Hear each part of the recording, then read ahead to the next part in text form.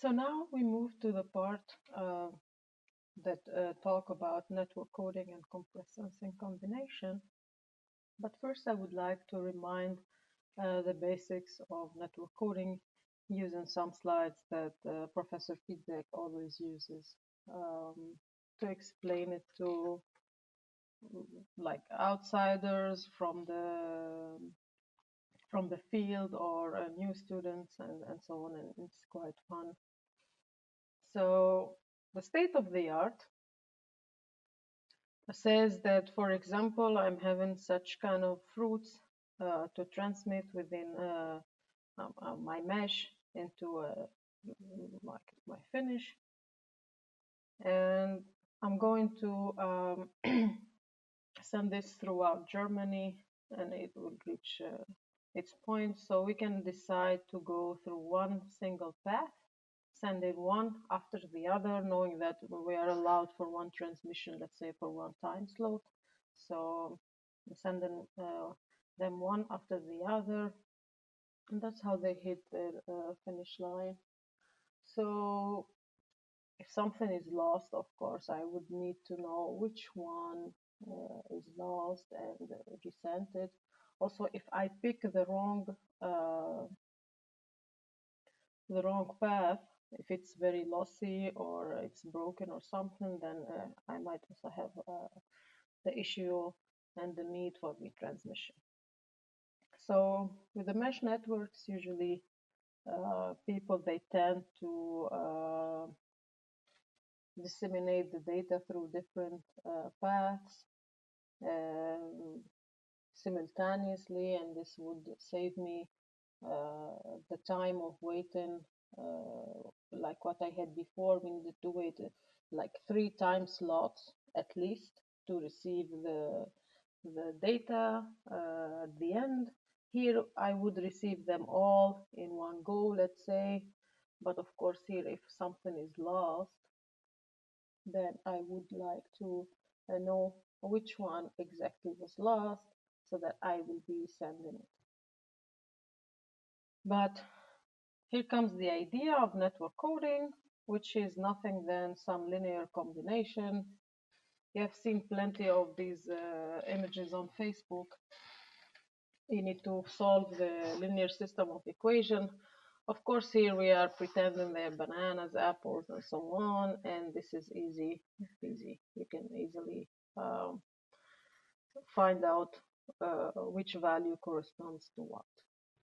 So instead of sending one fruit per time slot or sending through different routes, the idea of network coding is to simply having a set of linear combinations that I will be disseminating through the network, and at the end of the day, even something is lost, I wouldn't really need to know which one is lost. I would be just sending another combination and the system would be solved. So this is overall like a very simplistic idea of network coding. So you just have a data packets. Instead of sending one after the other, instead of forwarding them, you actually combine and send. But put in mind that, okay, this is similar to what we have with the error correction code, let's say fountain codes or Reed-Solomon codes, but network coding offers the ability of recombination at intermediate nodes. Means if I'm arriving here, for example, and I'm having these equations, I can simply recombine them and send them without the need for like changing anything. I just need to recombine and send. So this is like the feature that makes network coding different from the other, and it will help me in my mesh network to recombine the data on the go. So now we move to the combination of compressed sensing and network coding, what we have done at the chair. So back at the time, the Professor Fitzek was working with some other colleagues in Denmark, and they were performing some network coding in GF2. This Galois field 2 means the only coefficients that I'm having in my coding matrix are zeros and ones. They were like given a try to visualize or decode this Lena picture using only two sets of equations out of four, and A would be my first result. And if I give my system a third equation, then we can start seeing something like, if we are lucky enough, we know what it's about, we could already guess that this is Lena. Finally, if I want to have the full image like decoded perfectly and so on, I would of course need as many equations as unknowns, and here four equations would kind of like be sufficient for retrieving the original data. So it felt like this network coding itself could show some hints on the, let's say, the images even before I finished decoding. And therefore, we were running this example like here, this is my received coded packets, and here is the displayed image, and here of course the decoding matrix. I'm trying to do triangularization step, and then I'm trying to go to the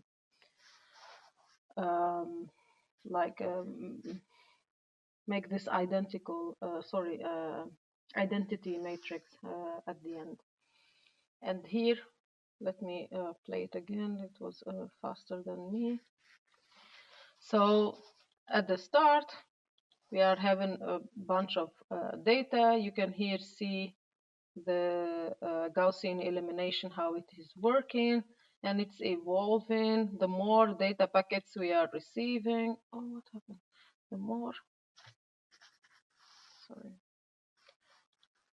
The more data packets we are receiving, the more information could be already displayed way before the finish line. So if I'm stopping here, you could already notice something, and then it continues until the end.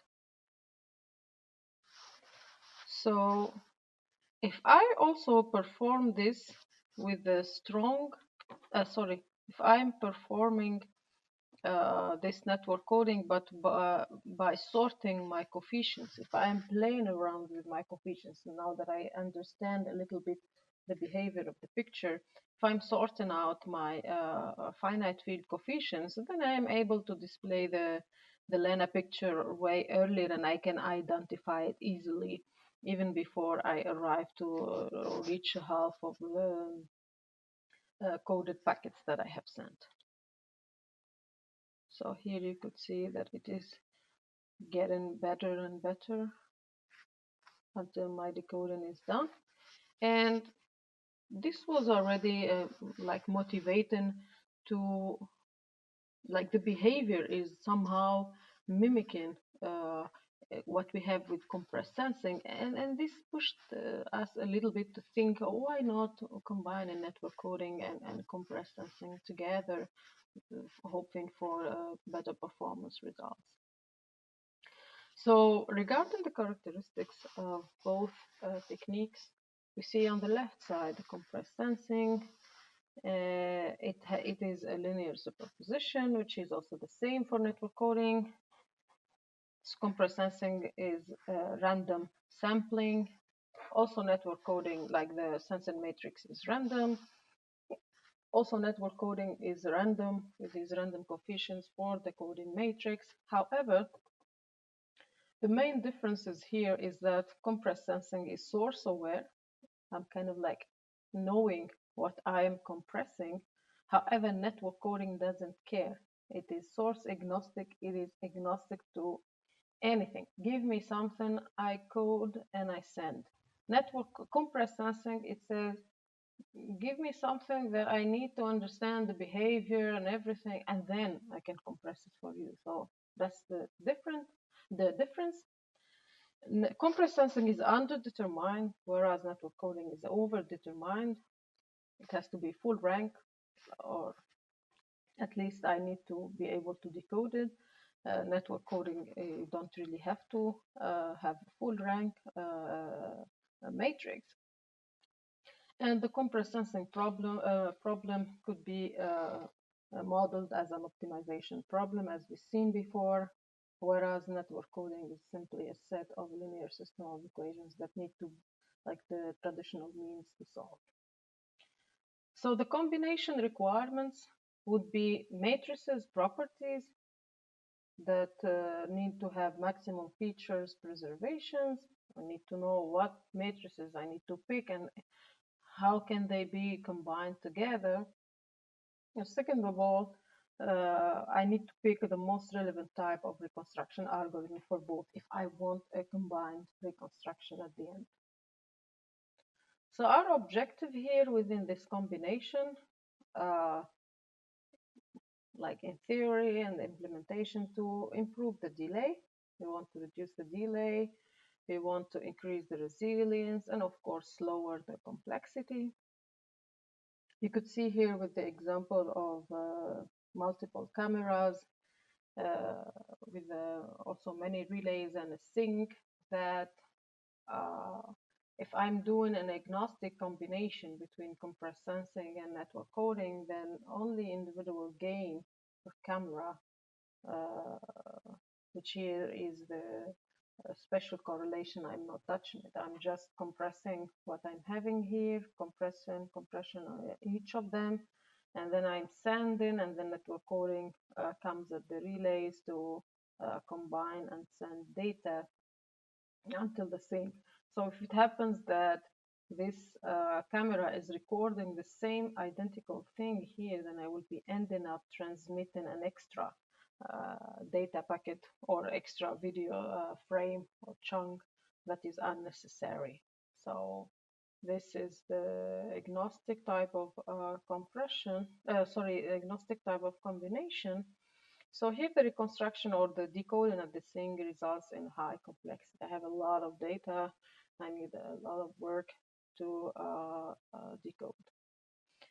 However, if I am proposing a joint compressed sensing and network coding that performs that is aware of the spatial and temporal correlation, and where the network coding somehow mimics or gets the flavor of compressed sensing in the relays in order to, let's say, get rid of the extra or compress even more, what we call in-network compression or processing at the relays, could help me a little bit on my compress, compute, and forward, and this with distributed partial decoding if I want, let's say, at one of my relays, and if I'm having a clever protocol design, what we call the active sensor.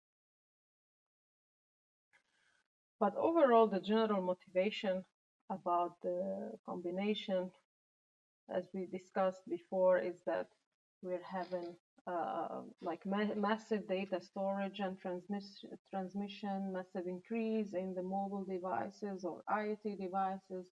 We have also uncoordinated access.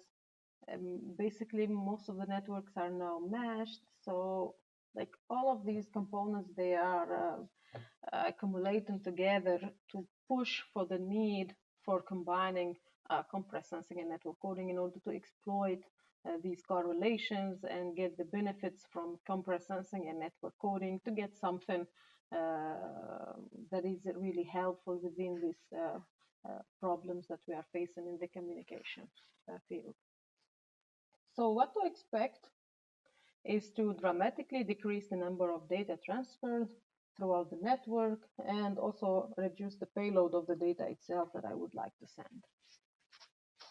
So as we said, there is like two types.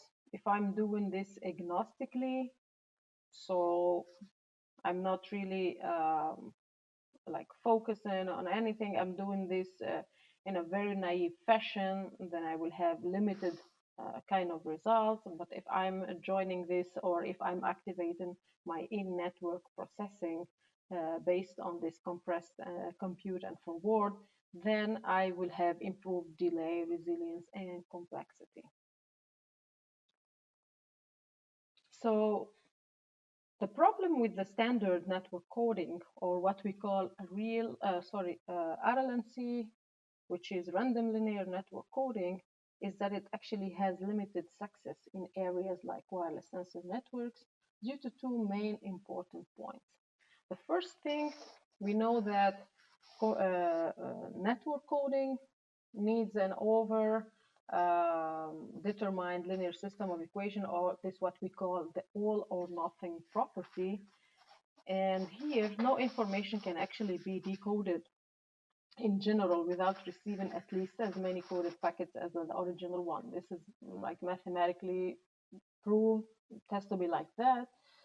From the other side, wireless sensor networks, they actually measure physical signals. It's not about bits, but it's about real physical signals with temperatures, with acceleration, humidity, and so on, that actually they have a high degree of correlation. So it might be a little bit, the idea of RLNC or random linear network coding could be a little bit misplaced here. And therefore, some researchers were thinking of this real network coding, or the network coding that operates over the real field, to get the flavor of network of compressed sensing, like we get close to the spirit of compressed sensing by doing it. So here the signals would be described in the real field, and we are mimicking the behavior of compressed sensing. However, what it makes it different from compressed sensing, remember that here we would like to keep the features of network coding. So I would like my relay nodes or my relay nodes to be able to perform recoding. So I can actually perform what we call in-network agnostic compression. So I'm doing the normal operations of network coding, but they are performed in the real field, and I continue like my procedure that I explained earlier. And this could offer a combination of the benefits from the traditional network coding from one side, which is good like for throughput, resilience, and so on, and for compressed sensing, which means that we are actually reducing the size of the data mainly that we are transferring. So to have a recap about this joint design, there are actually three state-of-the-art situations, let's say. When we don't compress, we do not perform a network coding. Every packet created by a sensor, it would be actually received by a number of relays that would be simply forwarded. That's all. And in this topology, some packets will be forwarded many times. So this leads to what we call a system inefficiency. It doesn't make sense to not include network coding or compressed sensing. In the second case, if I'm not putting compressed sensing but I am using network coding, then the number of transmissions is actually dropped. Like we are here cleaning the mistake that we could have faced from the first point. However, the network coding feature of reducing the repeated transmission of the same content in the network is not actually sufficient, because here we haven't touched the problem of the correlation. We haven't reduced the data that we transmitted next to this because of the correlation. So therefore, it would be maybe wise to make this a standard compressed sensing, and right away we would see the benefits at the sources where we see like a huge reduction of the size of the original data, so we can exploit the temporal correlation with the compressed sensing. But mainly the gain depends on the correlation of the data. So It has to always be like what we said, source aware. But higher sparsity or compressibility are expected to ensure higher gains if we are combining both of them. For that, we proposed a framework where we had like a bunch of 256 sensors, out of which one we call a cluster head, and this is a single cluster topology. They are like sensing some physical phenomenon, and at the sensor we perform some temporal compression of the sensor's reading collected in t times, and at the like I'm doing this uh, within each sensor, and then I'm sending everything to my cluster based on what I call a spatial compression. This means that some sensors will be allowed to send their transmissions, and some will be simply discarded because, I mean, they're at the end of the day, they're measuring the same thing. So if I'm doing this subsampling, it might be also good to reduce the data that I send, but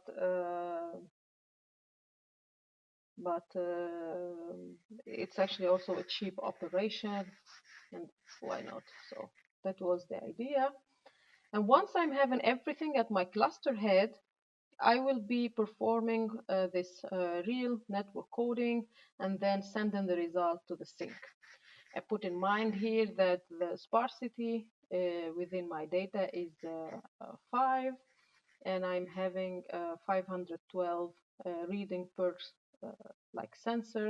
Like here I'm having 512 reading that I will be temporally compressing into 64 data. And of course, this follows the GSM2 model that we explained earlier.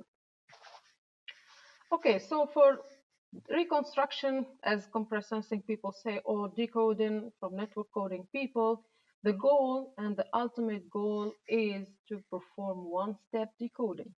And I want it to be very low complexity decoding.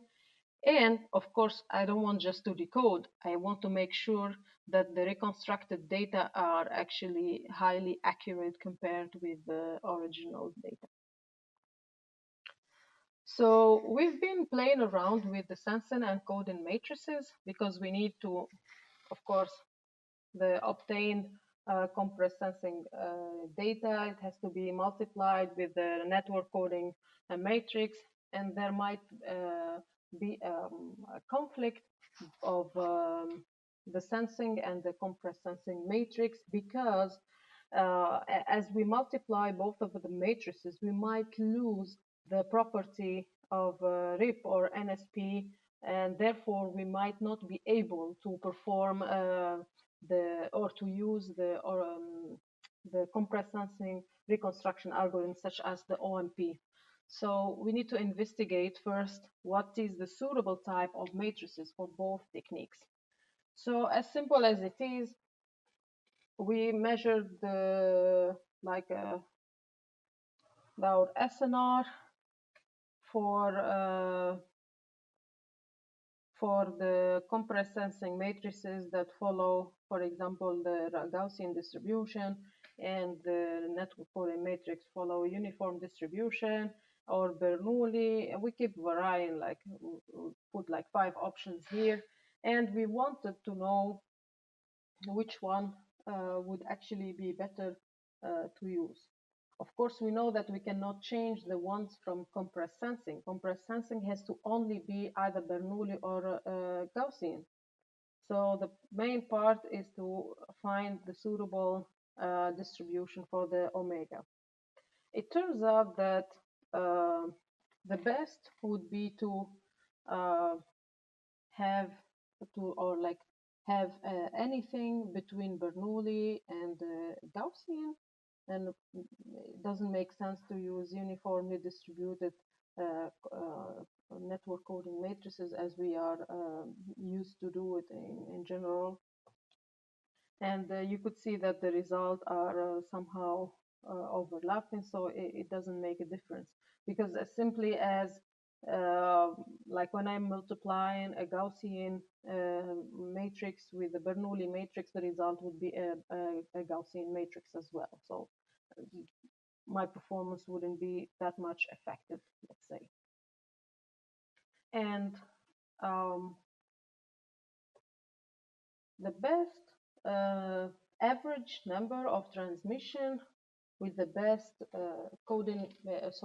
sensing and coding matrix would be, of course, and logically, the highest number. So if I'm using a lower number then of coded packets, then of course my reconstruction SNR would be low. If I'm increasing this to, let's say, 128, then also it increases.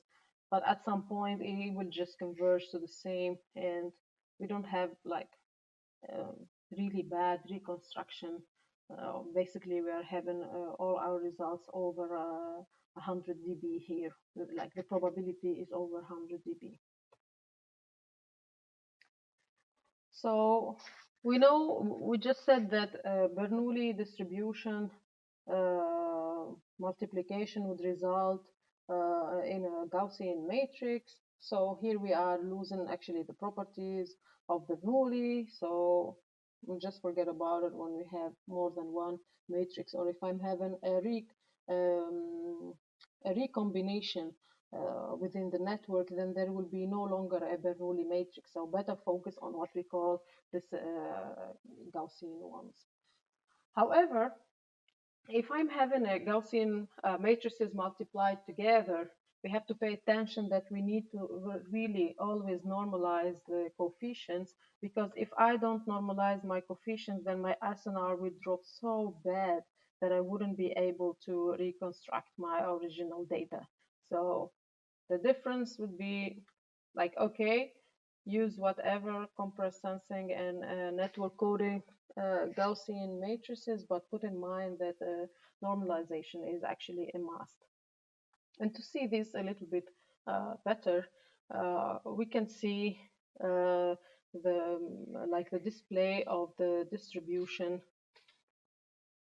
without normalization, how it cannot be fitting the standard distribution. Whereas if I am actually normalizing my coefficients, how my distribution of the distribution of my recombination matrices are fitting perfectly into my Gaussian distribution.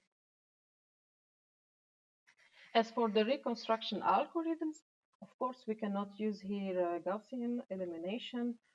We have to use the algorithms that are meant for optimization problems that we have seen before. And I bet you still recognize the basis pursuit, orthogonal matching pursuit, or compressive sampling, matching pursuit, and so on. And these are available compressive sensing reconstruction algorithms that are available in the KL1P algorithm that you could find online. It's a C++ framework that you could play around with to have an idea on the reconstruction algorithms. And these are the ones that we found. So we've been trying to test for the combination, and you could see that the better performance in terms of SNR is actually the subspace pursuit. However, if we are trying to calculate or check which of these algorithms is actually faster, then we have to look in this specific plot. You see here on the y-axis, we are putting the time over the time of OMP. Actually, it is a bit funny because the orthogonal matching pursuit reconstruction was done quite fast, that it could not fit in this specific plot. So we are checking the other algorithms based on the result that we got for the OMP. So like the speed of OMP is incredible compared to the other algorithms. and they could be really, really slow, like this ROM or BP or subspace pursuit.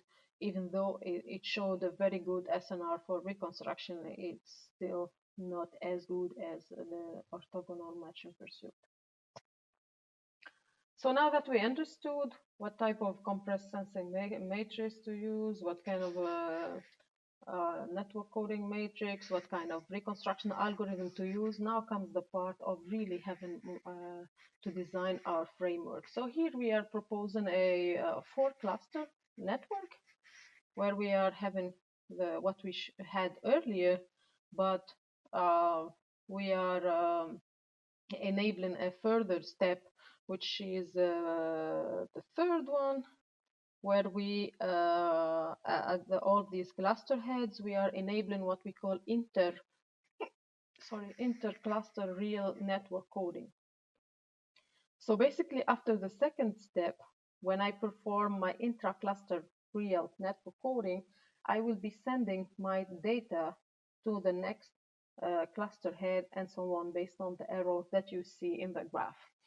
And what I obtain along with my specific data that I will have within my cluster head, I will be recoding my inner data along with the received packets from other clusters, and then I will be sending to the sink, and we will see. Of course, we maintained the same parameters that we have seen earlier to have like conforming results.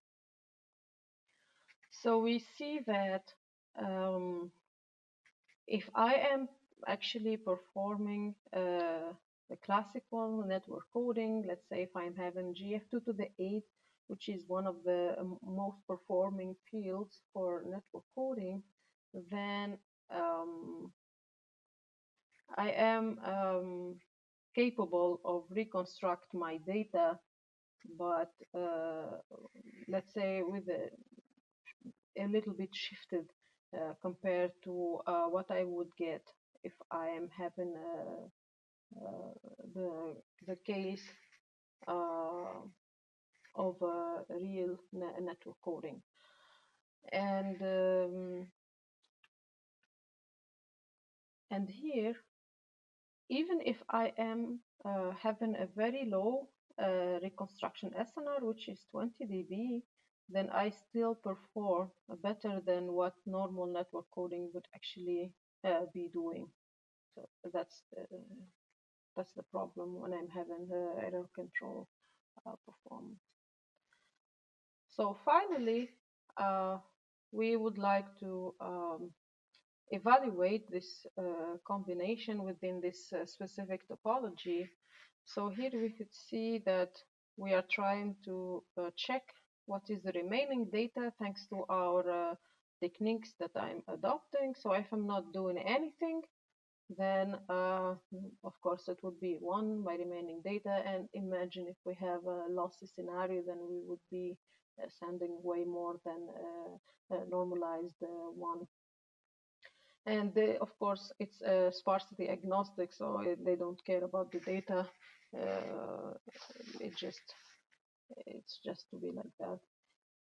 However, if I am introducing only network coding here, then I will be able to somehow, let's say, find out about those packets that are being redundant in the network because of these recombinations that I will have, and I will be reducing the amount of data to be sent to my sink to up to 75%. And if I want to push a little bit further and use only compressed sensing here on discarding network coding, then you could see this plot that obviously it is sparsity aware. So the sparsest the value, the less data I will be keeping, of course. And if I'm doing temporal and and spatial compressed sensing using my GSM2 model, then I will be dropping dramatically the data, and I will be having on average 30% left, let's say. And then if I want to join both of the techniques in a very agnostic way, means that network coding is not aware of what compressed sensing is doing and vice versa, and there is no, let's say, real network coding employed, then I would be kind of having a little bit of